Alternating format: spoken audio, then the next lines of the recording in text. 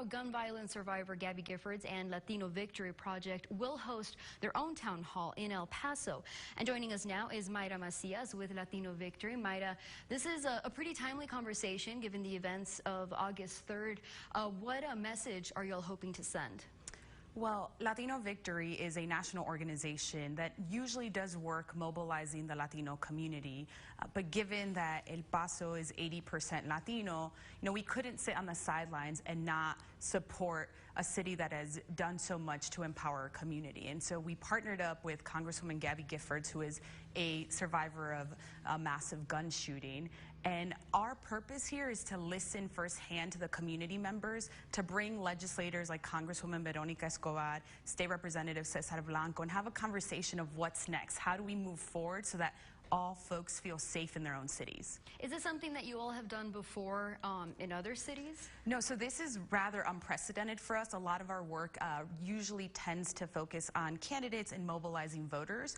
But before we can really focus on mobilizing voters, we need to make sure that our community feels safe.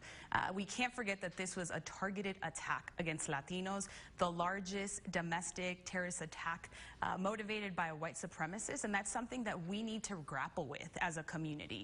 And again, we can't move forward until we're having these conversations about what's next in terms of gun reform, but also in terms of the rising hate crimes under this administration.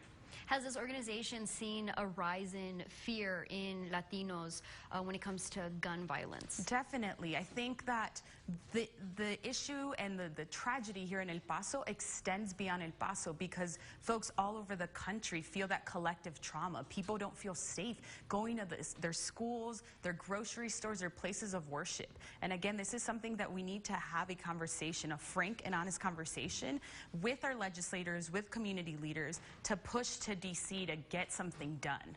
Does there appear to be fear in Latinos because of their roots? I think that we've seen more folks that are really hesitant to even speak Spanish in public. We recently conducted a poll that showed that Trump supporters overwhelmingly don't agree that folks in this country should speak Spanish. I believe the percentage is around 80%. And it's an overwhelming number. And I think, again, this collective trauma seeping through all parts of the country. And we decided to launch this Texas tour and kick it off here in El Paso to create a safe space where a conversation can happen. But we're also going to be in Houston, San Antonio, and Dallas. All right, so this is happening Thursday, August 22nd, 6 p.m. to 8 p.m. at the Union Cinema at UTEP. Doors will open at 5:30. And Mayra, you were telling me there is a way to RSVP for this event in advance. So in order to RSVP, folks need to visit our Facebook or Twitter page, Latino Victory US, and they can register for free online.